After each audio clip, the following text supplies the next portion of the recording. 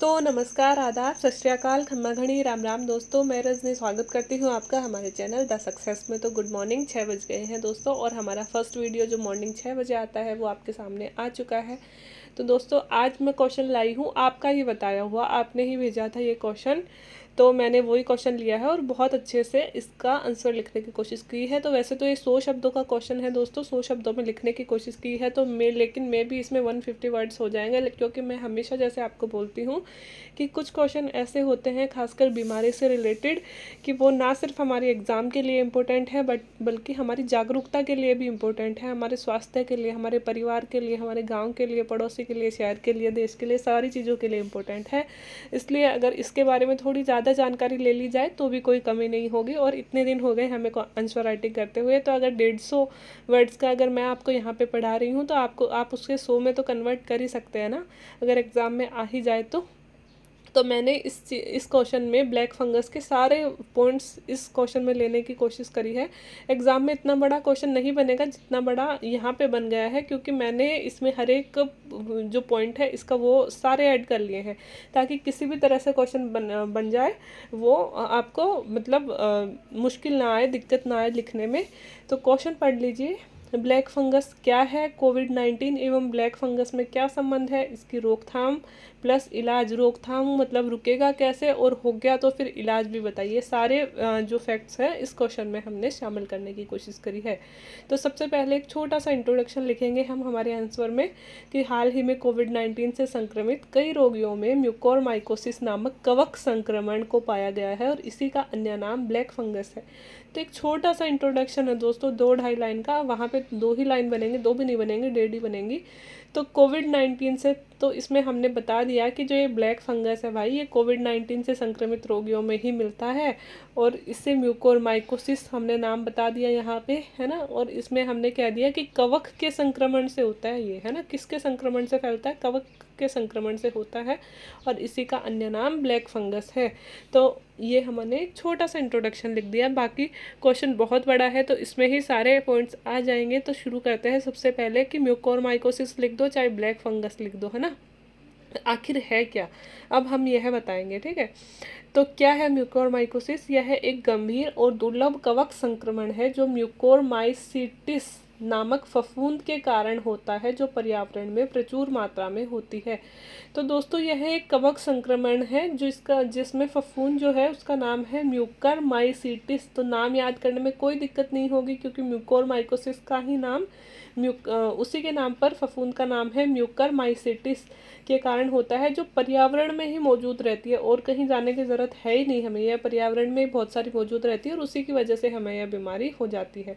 लेकिन यह बीमारी आम नहीं है दोस्तों, यह गंभीर बीमारी है और दुर्लभ है। दुर्लभ मतलब बहुत कम लोगों में होती है, सब में नहीं होती है ना। तो गंभीर और दुर्लभ संक्रमण है जो म्यूकोरमाइसिटिस नामक फफूंद के कारण होता है और पर्यावरण में प्रचुर मात्रा में यह पाई जाती है।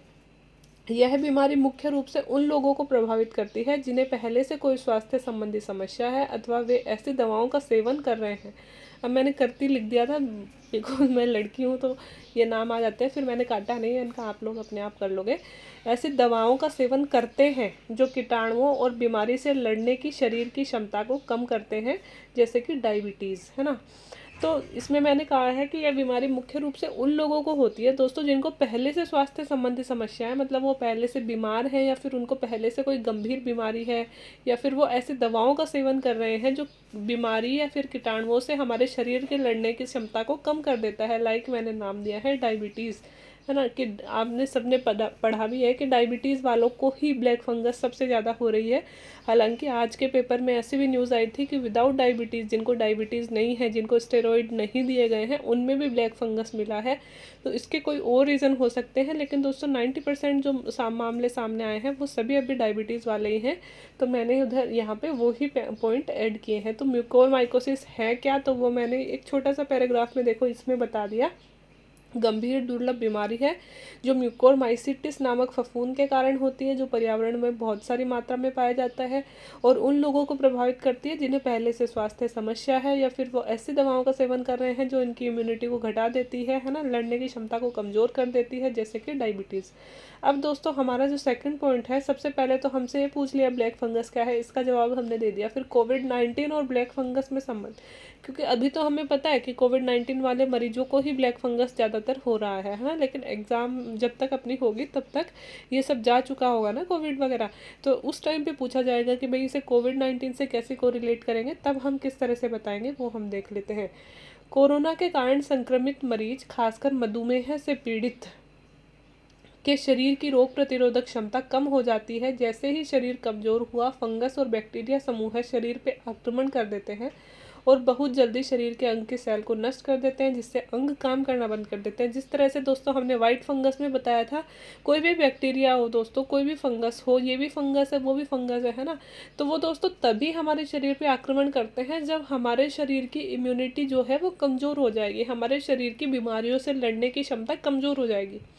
हम कई बार गांव में सुनते नहीं है, जैसे गांव के लोगों को इतना पता नहीं होता, बेचारे बहुत भोले से होते हैं, कि किसी को बुखार हो गया है ना, 2-3 दिन तक बुखार हो गया, फिर उसे 1 महीने में बार बार बुखार आ रहा है ना, फिर उसे 15 दिन 20 दिन लगातार बुखार हो गया, तो वो क्या बोलेंगे कि इसके भाव निकल गया, इसके भाव हो गया है ना, इसलिए बीमार हो रही है।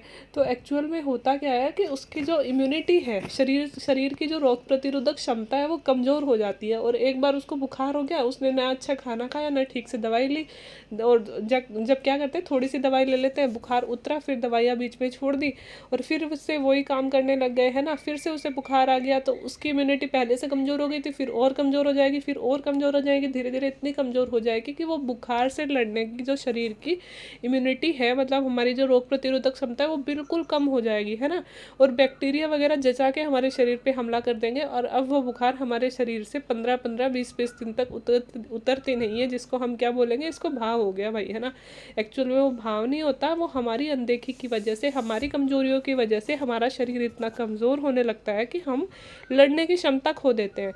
तो वही बात यहाँ पे कही गई है कि कोरोना संक्रमित मरीजों की भी इम्यूनिटी पावर कमज़ोर हो जाती है। आपको पता है, इवन इम्यूनिटी जिसकी कमज़ोर होगी उसको ही ज़्यादातर कोरोना हो रहा है, मतलब असर उनको ही कर रहा है ना। तो ऐसे मधुमेह रोग वाले, क्योंकि उनकी इम्यूनिटी कमज़ोर होती है, पीड़ितों के शरीर की रोग प्रतिरोधक क्षमता कम हो जाती है, और जैसे ही हमारा शरीर कमज़ोर होता है, फंगस हो चाहे बैक्टीरिया हो, ये समूह मिलकर शरीर पर आक्रमण कर देते हैं, और फिर वो दोस्तों हमारे सेंसिटिव चीज़ों पर हमला कर देते हैं, और जिस भी अंग पे वो हमला कर देते हैं धीरे धीरे उसकी सेल नष्ट करने लगता है। और इवन कई बार तो 2-3 दिन में इतनी जल्दी सेल नष्ट करते हैं, हमें पता भी नहीं चलता है ना। जब तक उसके लक्षण सामने आते हैं तब तक वो खा चुके होते हैं उस सेल को पूरी को है ना, वहाँ के सेल मतलब ख़त्म हो जाएंगे तो वो अंग काम करना बंद कर देता है ना, ऐसा होता है। और जिन मरीजों को स्टेरॉइड ज़्यादा दिए जाते हैं वो लोग कुछ दवाइयाँ भी फंगल इन्फेक्शन का काम करती हैं। अतः कोरोना से संक्रमित वे मरीज जिनका इम्यूनिटी पावर पहले से कम है ब्लैक फंगस का शिकार हो रहे हैं। तो दोस्तों कई बार ये भी न्यूज़ आती है कि जो कोरोना से पहले से जिनको मधुमेह है, डायबिटीज़ है, अगर उनको बहुत ज़्यादा स्टेरॉइड दिए जाते हैं तो वो भी उन पे गलत असर कर रहा है, इसलिए भी उनको फंगल इन्फेक्शन हो रहा है, मतलब ब्लैक फंगस हो रहा है। और कुछ दवाइयाँ भी ऐसे सामने आई हैं, आज के ही पेपर में आई है, जिन दवाइयों में जिंक ज़्यादा है ना, उनकी वजह से भी कई लोगों को ब्लैक फंगस हो रहा है ना। तो कुछ दवाइयों की वजह से भी फंगल इन्फेक्शन हो जाता है। तो खासकर लास्ट में हम ये लिखेंगे कि भाई कोरोना से संक्रमित वे मरीज जिनका इम्यूनिटी पावर पहले से कम था, वे ही ब्लैक फंगस का शिकार हो रहे हैं। तो ये हमने बता दिया कोरोना और फंगस में संबंध, कि ब्लैक फंगस और कोरोना आपस में कैसे रिलेटेड है। अब दोस्तों अगर ज़्यादा डिटेल में आए और लिखना चाहो तो लिख सकते हो कि म्यूकोरमाइकोसिस के प्रकार क्या होते हैं। अगर पूछे तो, नहीं पूछे तो कोई बात नहीं है, मैंने आपकी जानकारी के लिए लिख दिया कि मे भी कई बार पूछ ले जाए, है ना। तो एक तो होता है राइनोसेरेब्रल म्यूकोरमाइकोसिस, है ना, ये असर करता है साइनस और मस्तिष्क पर, है ना। साइनस मतलब नाक वाला और मस्तिष्क वाला। एक होता है दोस्तों पल्मोनरी म्यूकोरमाइकोसिस, ये फेफड़ों पर असर करता है ना। एक होता है क्यूटेनियस म्यूकोरमाइकोसिस, ये त्वचा पर जो चिकते होते हैं ना वो दिखते हैं, और एक होता है डिसेमिनेटेड म्यूकोरमाइकोसिस। ऐसे कुछ इनके नाम दिए गए थे। अगर बहुत ज़रूरी नहीं है याद करना, क्योंकि हमें ये तो पता है कि कई बार मस्तिष्क की सेल नष्ट कर दी जाती है तो मृत्यु तक हो जाती है ना। हमने पहले भी पढ़ा था ब्लैक फंगस में, है ना। साइनस नाक वाली तो है ही, जैसे फेफड़ों वाली भी प्रॉब्लम है ही, फेफड़ों में दिक्कत तो होती है इससे, और त्वचा संबंधी में है। तो अगर बहुत ज़्यादा डिटेल में जाना हो तो थोड़े से आप प्रकार याद कर सकते हो, नहीं तो कोई बहुत ज़्यादा ज़रूरी है नहीं है, इतना शायद पूछा भी नहीं जाए, है ना। अब ये ज़रूर याद कर सकते हैं कि भाई किस प्रकार से इसका संचरण होता है और किस प्रकार से इसके क्या लक्षण होते हैं। एग्जाम में शायद लक्षण ना पूछे जाएं, बट इतना तो पूछ लिया जाता है इसका संचरण किस प्रकार से होता है। लक्षण मैंने इसलिए दे दिए क्योंकि हमारे लिए ज़रूरी है दोस्तों, अगर किसी में भी लक्षण दिखे और हम पढ़े लिखे हैं तो हम तुरंत उसे डॉक्टर के पास ले जाएं। तो इसका संचरण श्वास या पर्यावरण में मौजूद बीजाणुओं के अंतर्ग्रहण से होता है। दोस्तों इसका संचरण दोस्तों श्वास में किससे होता है, पर्यावरण में ही इसके बीजाणु मौजूद होते हैं। जैसे कि ब्लैक फंगस के पर्यावरण में ही कुछ ऐसे होते हैं, जैसे साइनस हमें क्यों होता है, साइनस हमें होता है धूल की वजह से, है ना। तो ऐसे ही धूल के कण होते हैं, जैसे धूल मिट्टी हो गई, है ना, या फिर और भी कई तरह की चीज़ें होती हैं जो हम आगे पढ़ेंगे। वो जो बीजाणु होते हैं वो श्वास के माध्यम से हमारे अंदर चले जाते हैं, और इसके माध्यम से इसका संचरण होता है। इसका संचरण मानव से मानव या पशुओं में नहीं होता है। मतलब अगर हम सोचें कि किसी को ब्लैक फंगस है तो हमें भी ब्लैक फंगस हो जाएगा, जी नहीं, मानव से मानव में भी नहीं होता और मानव से पशुओं में भी नहीं होता है ना। ये हमें ऑटोमेटिक पर्यावरण से आता है, हमारी ही सांस के द्वारा, ठीक है। तो मानव से मानव में नहीं होता है। तो इस तरह से तो इसका संचरण हो गया। अगर इसके लक्षणों में देखें हम तो लक्षणों में आँख, नाक के पास में दर्द, लाल चिकते होना, बुखार होना, सिर दर्द, खांसी, सांस लेने में तकलीफ, खून की उल्टियाँ होना और बदलती मानसिक परिस्थितियाँ, ये ब्लैक फंगस की निशानी होती है दोस्तों। इस पे क्या होता है, आंखें रेड रेड हो जाती है, नाक के आसपास का हिस्सा भी थोड़ा रेड हो जाता है, स्किन पे लाल लाल चिकते आने लगते हैं, बुखार कोरोना से सही हो गया लेकिन फिर भी उसे बुखार आएगी, सर दर्द, हेडक लगातार रहने लगता है, खांसी ठीक नहीं हो रही बिकॉज वो हमारे फेफड़ों को प्रभावित करने लगता है, सांस लेने में फिर से दिक्कत होने लगती है, खून की उल्टियाँ भी हो सकती हैं कई बार, और बार बार में मानसिक परिस्थिति चेंज हो रही है, कभी उससे गुस्सा आ रहा है, कभी वो फिर से नॉर्मल हो रहा है, कभी फिर चिड़चिड़ा हो गया। तो ये फंगस की निशानियाँ होती हैं।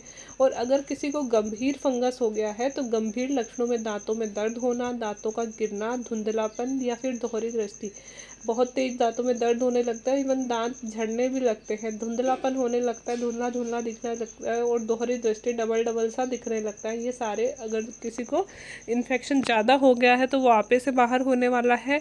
तो ऐसे, और कम लक्षणों में हम देखें तो ये कम लक्षण है, अगर यही लक्षण हो, हम सही टाइम पर डॉक्टर के पास पहुंच जाए तो हम आसानी से बच सकते हैं, ठीक है। इसके अलावा हम देखें इलाज और रोकथाम, यहाँ पे दोस्तों इलाज और रोकथाम लिखा हुआ है, ठीक है।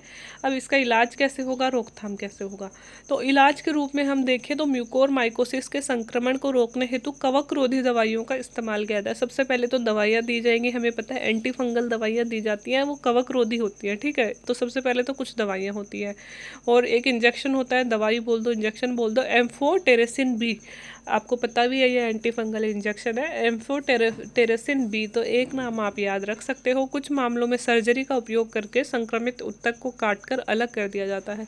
अगर फंगस ज़्यादा गंभीर हो गया है, दवाइयों से इंजेक्शन से ठीक होने की हालत में नहीं है, तो जिस अंग में इन्फेक्शन हुआ है उसको काटकर अलग कर दिया जाता है शरीर से, वही एकमात्र इलाज होता है फिर बचाने का, मतलब सर्जरी से ऑपरेशन कर दिया जाता है। तो ये तो हो गई दोस्तों इलाज। अगर रोकथाम अगर हम देखें तो रोकथाम के रूप में धूल वाले क्षेत्रों से बचना, तूफान और प्राकृतिक आपदाओं के बाद में पानी से क्षतिग्रस्त इमारतों, जैसे दोस्तों तूफान बाढ़ आ जाती है उसके बाद में जो घरों में अजीब सी स्मेल नहीं हो जाती, उस स्मेल से जिन मतलब साइनस वाले ही सेम लक्षण होते हैं, जिनको छींकें नहीं आने लगती कई बार बहुत तेज, है ना, कि धूल में जाते ही आंधी आई है मिट्टी की छींकें आने लग जाएंगी, है ना। और अगर ऐसी जैसे बारिश होके जाती है, 4-5 दिन तक लगातार बारिश हुई है तो जो घर की दीवारें वगैरह है, पुराने घर होते हैं, उनमें अजीब सी जो स्मेल आती है ना। तो वही चीज़ यहाँ पे बताई जा रही है कि प्राकृतिक आपदा के बाद में पानी से क्षतिग्रस्त जो इमारतें होती हैं उनसे भी ऐसा फंगल इन्फेक्शन होता है। बाढ़ के पानी के अगर सीधे संपर्क में आ जाओ तो मतलब कि बाढ़ का पानी जो मतलब ख़राब तो होता ही है वो, अगर इसके सीधे संपर्क में आ जाए तो भी हमें हो सकता है, और मिट्टी के सीधे संपर्क में आने से भी कई बार मिट्टी से भी फंगल इन्फेक्शन हो जाता है। तो ये सारे अगर किसी को पहले से साइनस है तो ये सारे हम रोकथाम के रूप में लगा सकते हैं, मतलब मास्क लगा कर ही निकले। मास्क हमें धूल से भी बचाएगा और गंदे पानी से भी, मतलब हम समझ सकते हैं कि बचा सकता है एकदम से, कि किसी भी तरह की इन्फेक्शन नाक से ही जाता है तो वो ना जाए, है ना। तो श्वास के माध्यम से हमारे अंदर ना जाए, तो वही हम कुछ बचाव भी कर सकते हैं, कुछ इलाज भी हमारे पास है। तो ये था दोस्तों हमारा क्वेश्चन। तो हमने इसमें सबसे पहले एक छोटा सा इंट्रोडक्शन दिया कि किन में हो रहा है, क्यों हो रहा है और क्या इसका नाम है। फिर हमने दिया होता क्या है म्यूकोरमाइकोसिस। फिर हमने दिया कि म्यूकोरमाइकोसिस और कोरोना में क्या रिलेशन है, वो हमने दे दिया। फिर म्यूकोरमाइकोसिस के प्रकार हमने बता दिए। फिर म्यूकोरमाइकोसिस के लक्षण क्या होते हैं, फिर इसका ट्रांसफ़र कैसे होता है, संचरण किस तरह से होता है। फिर हमने ये बता दिया कि भाई इसका इलाज कैसे हो सकता है और इसको रोकने के मतलब उपाय क्या है, रोकथाम कैसे की जा सकती है, बच कैसे सकते हैं हम म्यूकोरमाइकोसिस से। तो ये सारे एस्पेक्ट है दोस्तों, वो मैंने एक ही क्वेश्चन में समेटने की कोशिश की है। उम्मीद है आपको अच्छा लगा होगा क्वेश्चन, और आपको जो मेंस की तैयारी है उसमें जो हमारी आंसर राइटिंग प्रैक्टिस है वो बहुत ज़्यादा हेल्प कर रही होगी। तो इसी उम्मीद के साथ मैं ख़त्म करती हूँ आज का वीडियो। अगर वीडियो अच्छा लगा हो तो like, share and subscribe my channel. Video देखने के लिए थैंक यू सो मच।